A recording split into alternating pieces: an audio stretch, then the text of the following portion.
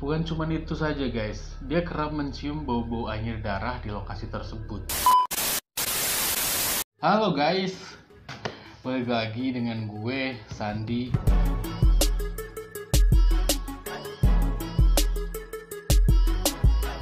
Kali ini gue akan menceritakan sedikit kisah horor yang pernah dialami beberapa orang di sekitaran Sumur Maut Lubang Buaya yang menjadi saksi kekejaman PKI pada 30 September 1965 kala itu.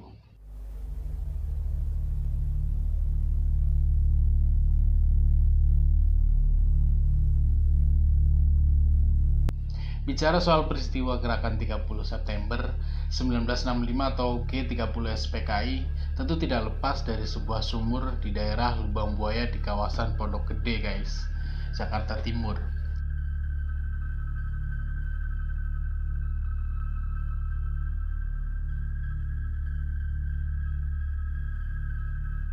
Lubang Buaya menjadi saksi dari kekejaman dan penyiksaan terhadap para jenderal TNI Angkatan Darat yang dilakukan oleh para pemberontak saat itu. Seiring berjalannya waktu, kawasan Lubang Buaya juga telah dibangun monumen Pancasila Sakti sebagai wujud penghormatan terhadap deretan jenderal dan letnan yang menjadi korban atas kekejaman dan penyiksaan para pasukan Partai Komunis Indonesia atau PKI.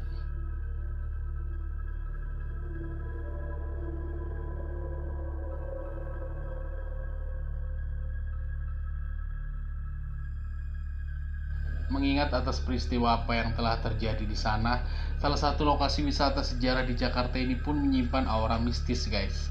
Bahkan saat kondisi siang hari, aura mencekam masih cukup kental menyelimuti kawasan Lubang Buaya dan monumen Pancasila Sakti cuy.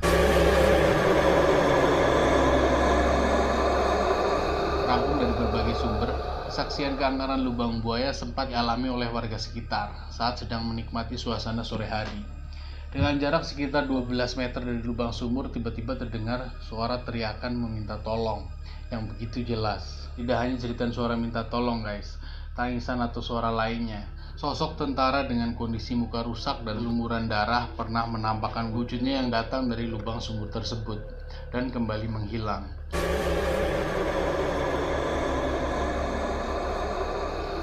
Hal serupa juga pernah terjadi di Museum Pancasila Sakti guys. Museum Paseban ini memiliki 2 lantai. Di lantai 1 dapat melihat sisa-sisa pakaian dan peninggalan ke-7 jenderal. Di lantai ini terkadang masih tercium bau anyir darah dari ruang penyimpanan baju yang dipakai para jenderal. Selain bau anyir, di dalam museum terdapat sosok lelaki yang mengenakan pakaian angkatan dengan kondisi berlumuran darah. Sosok tersebut juga diyakini warga sekitar kawasan Lubang Buaya sebagai penghuni museum.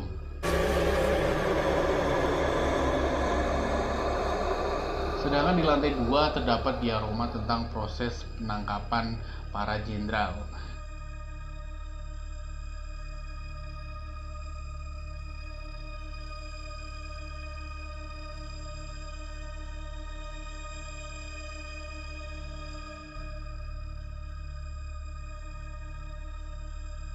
Selain itu, terdapat jembatan yang menghubungkan dengan Museum Pengkhianatan PKI.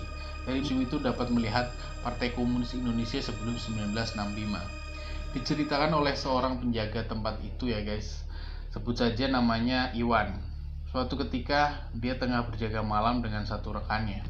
Saat waktu sudah pukul 11 malam, dia mulai patroli di lokasi tersebut. Dan satu rekannya tetap berjaga di pos.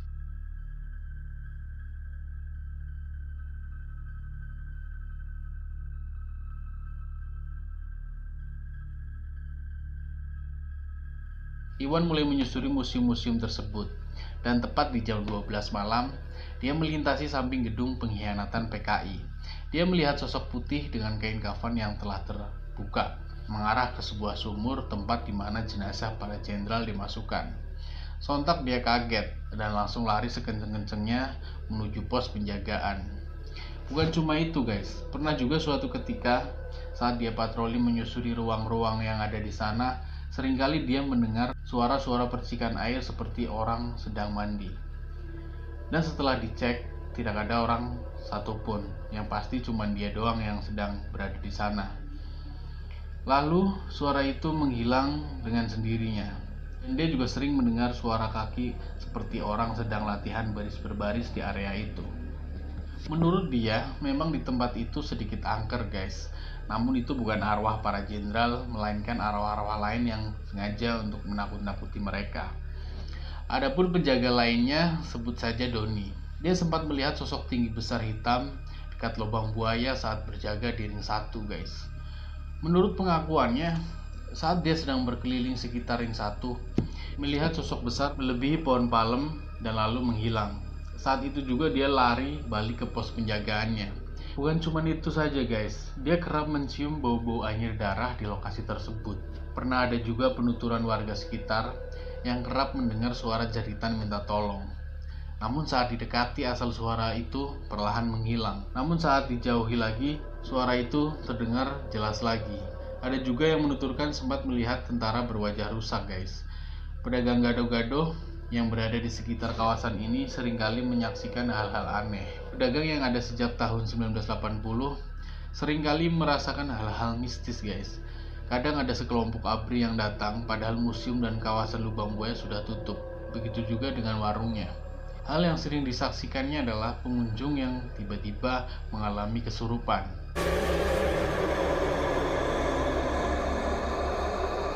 Pernah suatu ketika ada korban kesurupan yang menangis guys. Begitu mendramatisir tapi kemudian menjerit kesakitan. Menurut beberapa orang, tempat itu memang angker, apalagi saat memasuki museumnya. Ya, di sana dulunya adalah sebuah perkebunan yang jauh dari keramaian. Ditambah lagi tempat itu dijadikan tempat penyiksaan para jenderal hingga meninggal. Lalu jasad-jasadnya dimasukkan ke dalam sumur secara bertumpuk-tumpuk. Selain aura negatif, saat memasuki museum di sana, kita juga akan merasa seperti emosi, sedih campur aduk saat melihat patung peragaan penyiksaan yang dilakukan pemberontak kepada para jenderal-jenderal yang begitu sadis. Ya, lubang buaya menyimpan banyak sekali cerita mistis yang beredar di masyarakat. Namun terlepas dari itu semua, lubang buaya menjadi saksi bisu saat kekejaman sebuah pengkhianatan. Sampai jumpa di video selanjutnya guys. Bye.